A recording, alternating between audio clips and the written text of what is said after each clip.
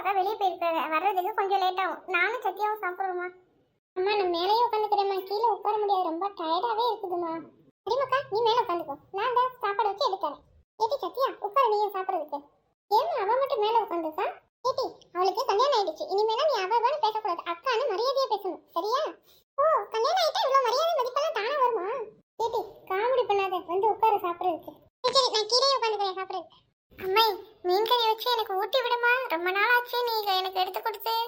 சரிமாக்கா எடுத்துறேன் நானு. எனக்கு வெறும் பிளேட் வச்சுட்டு அவளுக்கு மட்டும் நீ சக்கையை போட்டு ஊட்டி விட்டுட்டு இருக்க, எனக்கு எடுத்து கொடு சாப்பிட்றதுக்கு. ஏட்டி அவளோட ஏட்டி தோது போடுற, உன்னை விட பெரியவ அவ, இப்ப உடம்பு முடியலன்னு சொல்ற, அதுக்கு தண்டி ஊட்டி எடுத்து கொடுக்கேன். எனக்கு உடம்பு முடியலன்னு சொன்னா எடுத்து கொடுப்பியா?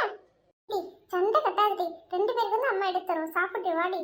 அக்கா அக்கா செல்விக்கா, அம்மா சித்தி குரல் மாதிரி கேக்குது. ஆமாடி, அவ நீ வந்திருக்கேன்னு சொல்லி நேற்று ஃபோன்ல பேசினேன், அதான் உன்னை பார்க்க வந்திருக்கா போல. இரு ராணி வாமா உள்ள. சித்தி வாங்க சித்தி, எப்படி இருக்கீங்க? சோபி வரல கூட. கேட்டியம்மா அவளுக்கு ஏதோ ஸ்டடி வச்சிருக்காங்களா, முடிச்சுட்டு நாளைக்கு வரேன்னு சொல்லிட்டா. நான் தான் மனசு கேட்கல, உன்னை பார்த்துட்டு போவோம் அப்படின்னு வந்தேன். கல்யாணம் பண்ணி கொடுத்ததுலேருந்து நானும் வர முடியல பார்க்கறதுக்கு, உன்னை பார்க்கணும்னு கண்ணுக்குள்ளேயே இருந்துச்சு, அதான் வந்து உன்னை ஒரு பார்த்துட்டு போகலான்னு வந்தேன். ஓ அப்ப நீங்க என்ன பார்க்க வரல, சத்யா ஊர்ல இருந்து வந்திருக்காங்க, அவளை பார்க்கத்தான் வந்திருக்கீங்க. ஏன் சித்தி நீங்க கூட எப்படி சொல்றீங்க? என்னடா சிவி இவ்வளவு அமைதியா இருக்க, ஒண்ணுமே பேசாம? அதெல்லாம் ஒண்ணும் இல்லப்பா, வரும்போதே திட்டு வாங்கிட்டு வந்தேன், அப்புறம் என்ன பேசுறது? ஏன்டி அவனை திட்டுற எப்ப பார்த்தாலும்? வீட்டுக்கு கூட்டு வரும்போது கூட திட்டி திட்டி தான் கூட்டிட்டு வரணுமா? ஏக்கா நீயும் அவனை கேட்டுட்டு பேசாதக்கா, வீட்டுல அந்த பிள்ளைய விட்டுட்டு வந்துருக்கு. இவனை கூட இருன்னு சொன்னா இருக்க மாட்டேன்னு சொல்லிட்டு, அப்ப என்னோட வரும்போது போய் வயிறு முட்டை சாப்பாடு கொடுத்தாலும் கூட்டு வந்திருக்கேன், எனக்கு இதை வாங்கி கொடு அதை வாங்கி கொடுன்னு ரோட்ல ஒரே அட்டகாசம் பார்த்துக்க. ரோட்ல வரும்போது இப்படிலாம் செய்யலாமா? ஏட்டி விடுடி, சின்ன பையன் தானே. அப்படி சொன்னா தெரியுமா? சரி டி, நீங்க உட்காருங்க சாப்பிடலாம். எனக்கு கொஞ்சம் நேரம் ஆட்டுக்கா.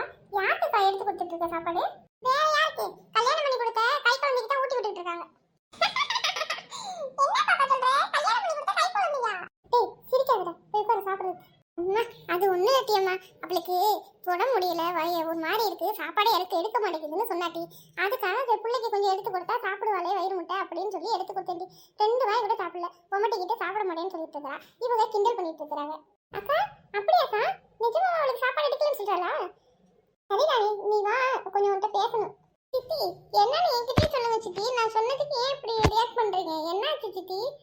எனக்கு உடம்பு இல்லைன்னு சொன்னோன்னே அதை பத்தி வித்தியாசமா கேக்குறீங்களே, ஏன் சித்தி? ஏடி என்னடி உனக்கு உடம்பு இல்லைன்னு சொன்னா 2 பேரும் ரொம்ப சந்தோஷமா பேசுறாங்க. தாண்டி எனக்கு ஒன்றும் புரியல.